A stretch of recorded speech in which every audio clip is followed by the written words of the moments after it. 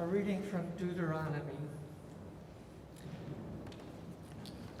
Every 7th year you shall grant a remission of debts, and this is the manner of the remission. Every creditor shall remit the claim that is held against a neighbor, not exacting it of a neighbor who is a member of the community, because God's remission has been proclaimed. Of a foreigner you may exact it, but you must remit your claim on whatever member of your community owes you.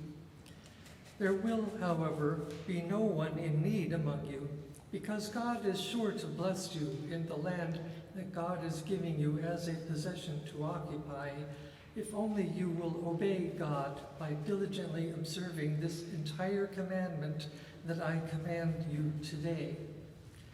When God has blessed you, as promised, you will lend to many nations, but you will not borrow. You will rule over many nations, but they will not rule over you. If there is among you anyone in need, a member of your community in any of your towns within the land that God is giving you, do not be hard-hearted or tight-fisted toward your needy neighbor. You should rather open your hand, willingly lending enough to meet the need, whatever it may be. Be careful that you do not entertain a mean thought, thinking, the 7th year, the year of remission, is near, and therefore view your needy neighbor with hostility and give nothing. Your neighbor might cry to God against you, and you would incur guilt. Give liberally, and be ungrudging when you do so, for on this account God will bless you in all your work, in all that you undertake. Since there will never cease to be some in need on the earth, I therefore command you, open your hand to the poor and needy neighbor in your land. Here ends the reading from Deuteronomy. And a contemporary reading from United Methodist Book of Resolutions 2016, number 4053, Global Debt Crisis, a Call for Jubilee. The Sabbath tradition of the Jubilee vision is as relevant today as it was thousands of years ago. Debt bondage by the poorest countries to rich nations and financial institutions is today's new slavery. The accelerating concentration of wealth for a few in the richest countries and the devastating decline in living standards in the poorest countries calls for correction along the lines of the ancient Sabbath and Jubilee cycles. The social, political, and ecological costs of the debt crisis are intolerable and must be challenged and stopped. Only when we have implemented the Sabbath Jubilee mandate can we turn to God and rejoice in hope. Children and women bear the full costs of debt repayment. In addition, by concentrating on exports in order to repay their debts, poor countries strip forests and overexploit land and non-renewable resources, further aggravating serious environmental problems. Reports on the impact of debt repayment show that many indebted governments spend 2 to 4 times as much money servicing, that is, making timely interest and principal payments on their international debt, as they spend on health care, such as basic medicines and clean water and education combined. We need to examine patterns of greed that may cause us as individuals and nations to become debtors and lenders. Debt cancellation and relief should be fashioned in a way that benefits the poor and helps move debtor nations to sustainable human development. Here ends the reading.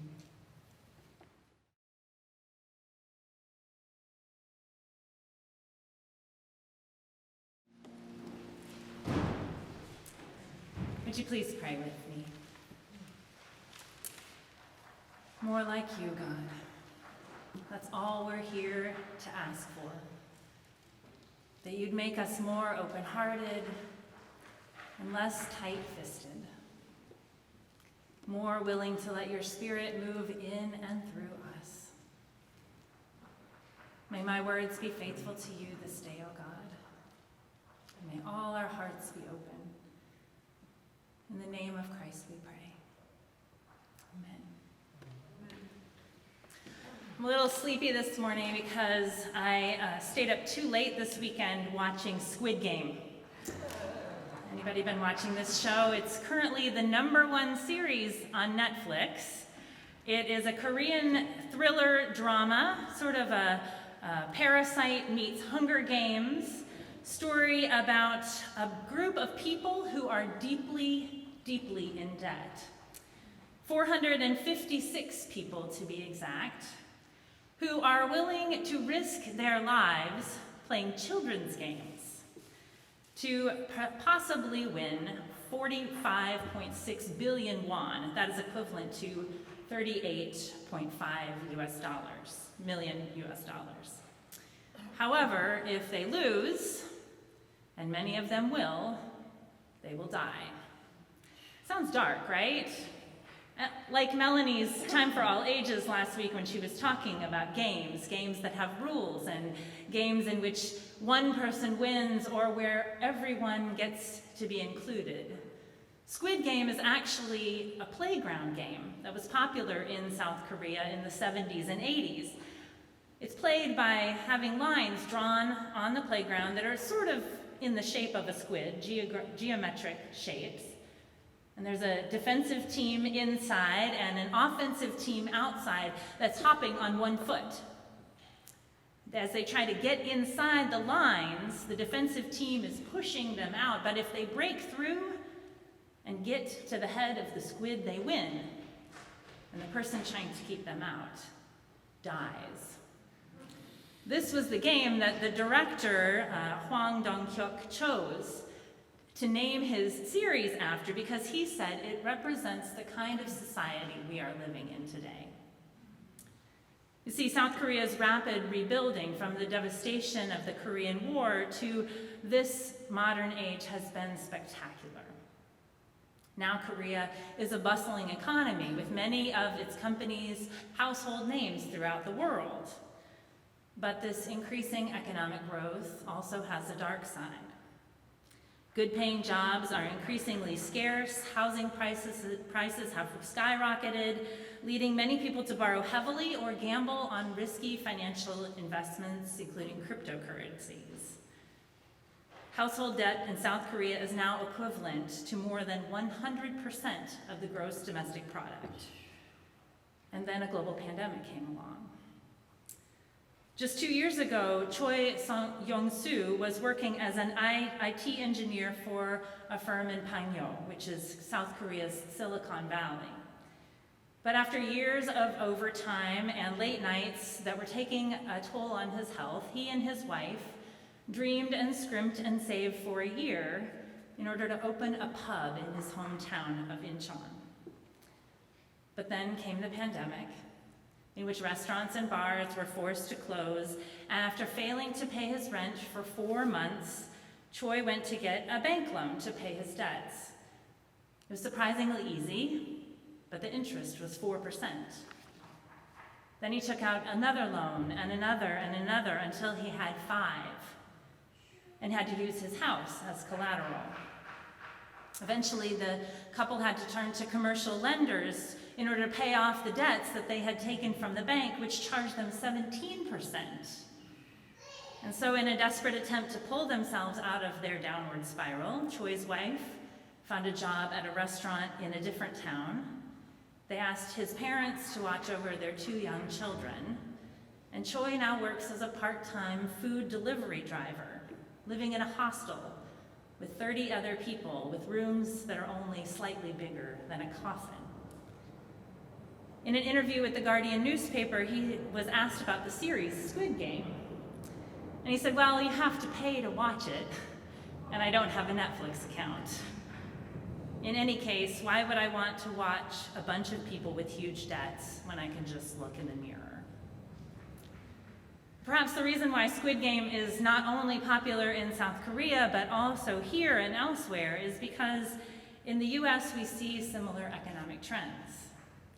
A widening health gap, fewer good-paying jobs, millions of Americans burdened by student loans, car payments, credit card debt. The consumer debt in the US is currently almost $15 trillion.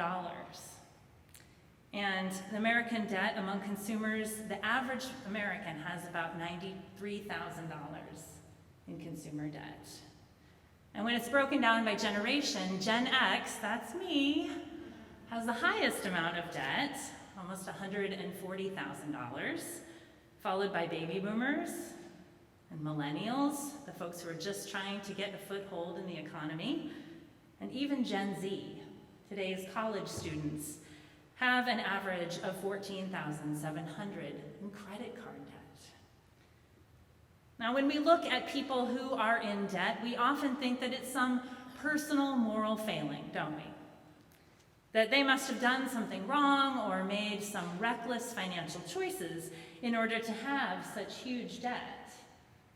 And the reality is that the system is set up this way. It's set up to keep people trapped in an ever-widening cycle of poverty. But the biblical vision, God's vision for the economy, is something completely different. In God's economy of justice and faithfulness and abundance, human beings are not limited to roles of producers and consumers. We are created to live and to thrive by a God whose fundamental desire for us is liberation. The book of Deuteronomy, which is sometimes called the Book of Remembering, is a collection of sermons given by Moses to the people as they were about to cross the Jordan River into the Promised Land, following 40 years of wilderness wandering. Moses reminds them in these sermons of who and whose they are, as they enter this land which is already filled with people who worship other gods and who have other values. If they are to be God's people, Moses reminds them, and to be a light to other nations, they are going to need to live differently in their relationship with God and relationship to each other. And in these words from chapter 15 of Deuteronomy, Moses emphasizes this biblical concept that the theologian Chad Myers calls Sabbath economics. Myers points out that the very first lesson that God tries to teach the people in the wilderness is that they are no longer bound by the economic system that had enslaved them in Egypt. The very first commandment that God gives the people is to keep a day of rest, to remember their Sabbath, so that they can remember that their lives are not defined by what they produce or consume, but by their relationship to God, the creator of the universe, the giver of life. You know, the people had just come through the Red Sea. They were scared and hungry, and the wilderness looked barren and dangerous and life-threatening, and they're complaining to Moses. But back in Egypt, at least they had food to eat. And so in response, God rains down manna, literally meaning, what the heck is this? God rains it down from heaven in abundance, but tells them, only gather enough for today, except on the sixth day, when you should gather twice as much so that you may rest on the Sabbath. This miracle, Myers says, is actually a test for the people, a test to see if they can self-limit themselves and learn to rely on God again, that they should not gather more than they need in order to ensure that no one has too much, but that everyone has enough. This miracle of manna is to remind them that it is God who is the source of life, and that everyone should have what they need to live and thrive. By commanding the people to have one day of rest, Yahweh is trying to lead them mentally, emotionally, spiritually out of the bondage that they were in Egypt, in slavery. A system that was all about exploitation and creating wealth for a few at the expense of many, into a system of Sabbath economics, where there is equity and justice for all. A system in which every person can be free. God reminds them to always remember that they were once slaves in Egypt, and that it was God who set them free, and that in turn they are supposed to do that for one another. And so as they move into this new land and establish their homes and farms, as they set up markets and begin to trade goods and services, it is inevitable that this economic system is going to be uneven. There will be some people who accumulate more than they need, and there will be some people who are in debt. And so, into this system of human economics, God calls the people to remember Sabbath economics. Moses tells the people that it's not just 7 days that they should practice rest, but every 7 years. They should celebrate a sabbatical year in which there would be a release of all of people's debts, so there will be no poor among you. Imagine, no poor among you. And at the end of every 7th cycle of 7 years, there would be a Jubilee in which the Israelites are instructed to not plant or harvest, but to let the land rest, so that the land too might continue to provide an abundance of life. And in this Jubilee year, all debts would be forgiven for anyone living in the land, citizen and foreigner alike. Just like the manna in the wilderness, this cycle of rest and release was a level setting to make sure that no one has too much, but that everyone has enough. This practice of Sabbath economics was to remind people to look to God as the source of their life and not their own productivity. Of course, biblical scholars love to point out that there is little evidence that this practice of Sabbath and Jubilee year was ever practiced in ancient Israel. You know, it's just so hopelessly idealistic to imagine an economic system where we would wipe out people's debts, isn't it? It's not practical. It's not even fair. On an individual level, let alone a societal level, how will we ever teach people to be responsible for their money with a system that just forgives? And how will we reward those who work hard? But there have been some modern experiments in this practice of Sabbath economics. In 2008, in Iceland, when many people's mortgages were tied to the rate of inflation, and then there was a global financial crisis, people's mortgages went up 30%. So the government instituted what was called a correction. And they forgave all the debt on people's mortgages that was accumulated in the years of 2008 and 2009 by placing a tax on the banks, which many people held responsible for the financial crisis in the first place. But as with any political or economic policy, there were some who felt that this was applied unfairly. There were some people who had bought their homes just before or just after the cutoff dates of 2008 and 2009, and their mortgage rates had still gone up. What about them? So you had people who were living in the same community, sometimes right next to each other, where one person had received debt relief and another person hadn't.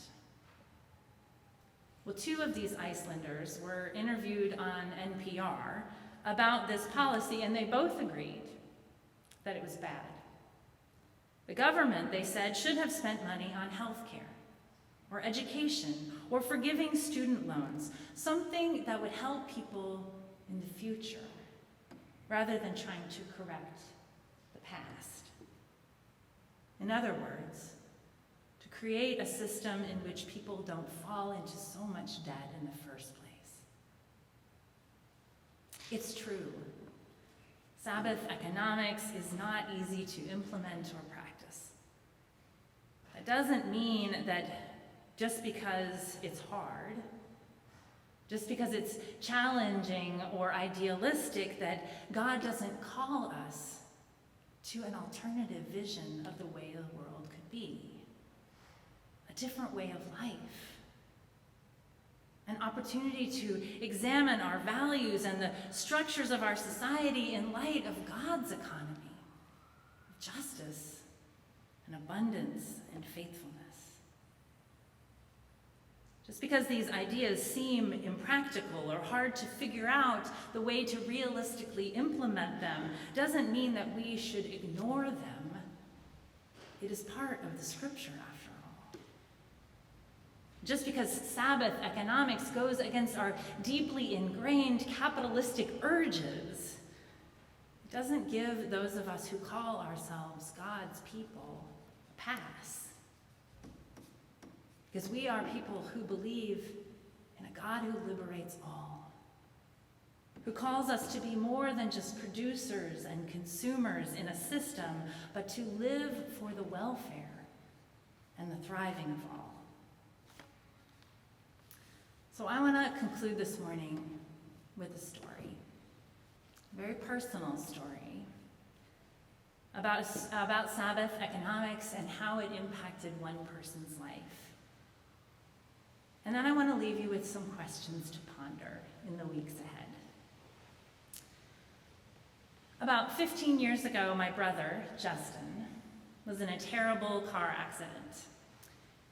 He had been driving drunk down a Colorado highway in the middle of the night when he veered off the road and struck a telephone pole. He was not wearing a seatbelt, and so his ankle and his ribs and his face were crushed in the impact. He was very lucky in that some off-duty first responders were the first people to come upon him in this accident, and he was medevaced out of off this Colorado highway into a hospital. He spent 6 weeks in the intensive care unit. And when he got out of the hospital, he faced criminal charges for driving under the influence. He had totaled his girlfriend's car, and he had a long road of physical recovery ahead of him. And because he had no health insurance, he was now completely overwhelmed with medical debt.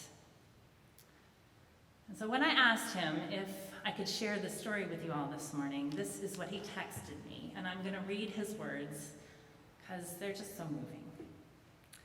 I was newly sober and looking at over $1 million in debt, with one bill from the hospital for $870,000, with my name on it. That number terrified me. A social worker advised me to apply for Medicaid, and even though I would likely be denied, telling my creditors I was awaiting acceptance or denial would give me a little bit of time. I went to jail. I worked hard, and I had been able to save about $2,000. I was trying to have faith, but really struggling with these huge numbers. My concept of God or a higher power was limited, and these amounts of money seemed much bigger. I just put it all aside and tried to do the next right thing.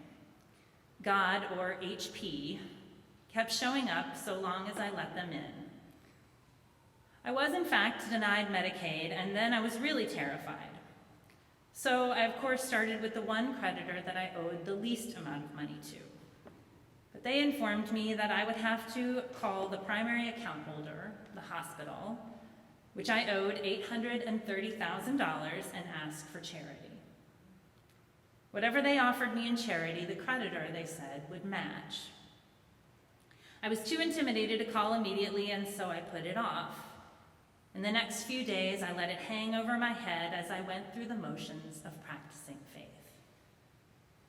Finally, I had to go see my probation officer. rode the bus out to Golden with my pay stubs and all my financial information in my backpack. It's an hour trip one way, and as I neared St. Anthony's Hospital, I thought about what I had to do. Suddenly, I was pulling the cord and getting off the bus. I had a transfer, so I had nothing to lose. I went in and sat down with someone and explained my position. I had no assets and a huge amount of bills. The woman assisting me pulled up a line of credit that I had for $8,000 that my mom had co-signed with me to pay for some dental work, but she had closed it out to avoid any missed payment while I was in the hospital. The accountant said they could settle my bill for $830,000 for the $8,000 that was on my credit. This was such a generous offer, but I knew it was too good to be true because that line of credit had been closed. She ran it, and it was denied. She typed in some more things and then came up with $2,500. It was almost doable. I only needed to borrow $500 from my mom, and that plus the $2,000 I had saved would cover it. I had exactly what I needed to cover the largest of my medical bills. I was floored. I called my mom, and of course, she loaned me the $500. Of course she did.